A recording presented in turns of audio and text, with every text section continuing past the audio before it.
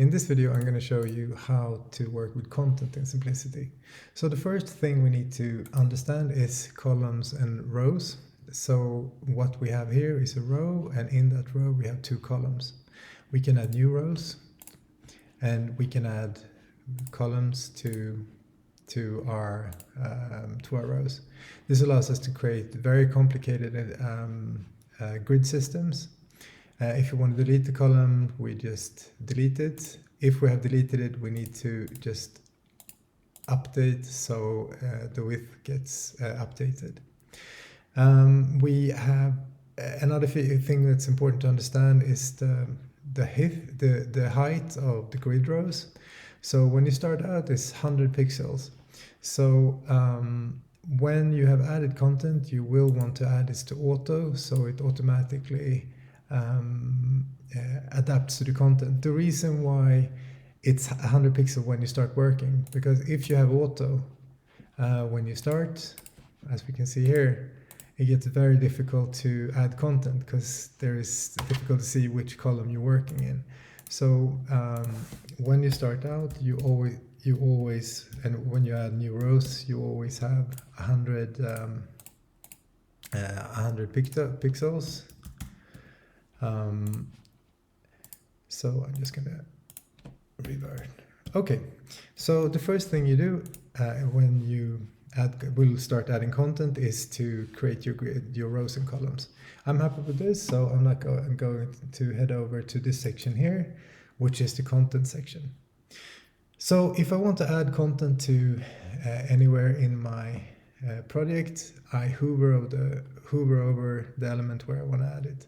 And as we can see here, the element path and the ID, if the element has an ID, is updated automatically here. When I click on an element, as I did here, it gets locked. If I want to unlock, I click on this locker here. If I want to add content to the rows, it's important to know that you need to have a column in the row. You can't add content directly to a row. If I click on the row, as we can see here, I get a warning here that I can't add content. So if you find yourself clicking somewhere and you don't understand why you can't add content, it's because you probably have selected a grid row and not a column. So we're going to add some quick content, and again I need to select a column. So when a column is selected, we can see that all columns have the name of grid col. We can see that a lot of new sections is open up down here. So I'm going to do very quickly just add a simple paragraph. And when I have added that, I can then insert lorem ipsum, and I can choose between sentences, words, or paragraphs. I'm going to add a paragraph. What we can see now is that I can't actually see my whole content. So I need to go back, as I discussed earlier, and I change this to auto. I can also, if I want to see how things look, I can click up here. So the overlays are hidden. I can even click on the menu so it disappears to get a clean view. So now I added a paragraph.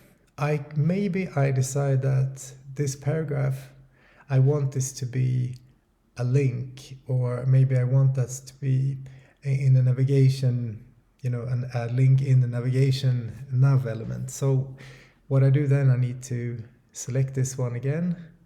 When I select it, we can see here that it's a P added content. That's the paragraph. I can now wrap it. So I want to wrap it in a link. I can continue wrapping it. So now we can see here, it's wrapped. This is my P. It's wrapped in an A, and then we have a navigation element there. If I want to change that, I'm not really interested. For example, let's say that I want this link here that's wrapping the P. Let's say that I don't want to have the nav. So to do that, I go into edit the XPath. And then I simply go and delete up here. So when I've deleted what comes after this link here, because remember I want to delete the nav that's wrapping the A. So I delete and then I click select. So what's happened now is that what is selected is the A, and I can now let's see what's happened here. So I'm gonna go again, select, start over, P, added content. I'm gonna select that. I'm gonna take away this to get my A, and now I have the A selected, and now I can unwrap it. So what we see here now, it's only the A, and I don't have the nav anymore. If I don't want my P to be a link anymore, I can then unwrap that too. So now we're back, we have our P. So that is how I simply add different content.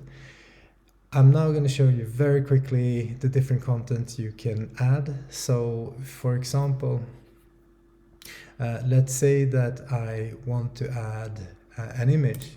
So what I'm going to do here first is that I'm going to add a new row or delete some columns. I can do that here. So we do like this, and then let's say I want so let's say I want to add an image there. So then I go back here again. I need to select, and I need to have a column. And as we can see now, I actually don't have a column in this one. So then we need to go back here, and we need to add a column.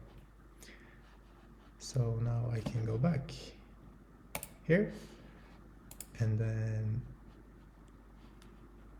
I should have my column here, which we can see there. And now I'm gonna add an image. When I click on image, I can actually add search for images. So for example, I can search for a cat, and then cat comes up. I can search for computers, or whatever. These are from Unsplash. I'm still waiting to get a full account there, or getting the site approved. So at the moment it can only do 50 searches per hour. So if you try this and you can't get any images, it's probably because we haven't received the API yet, the API key, so it's very limited. But just so you know. But anyway, so I want to add this picture here. I'm actually gonna go and make this auto. So there we have our image.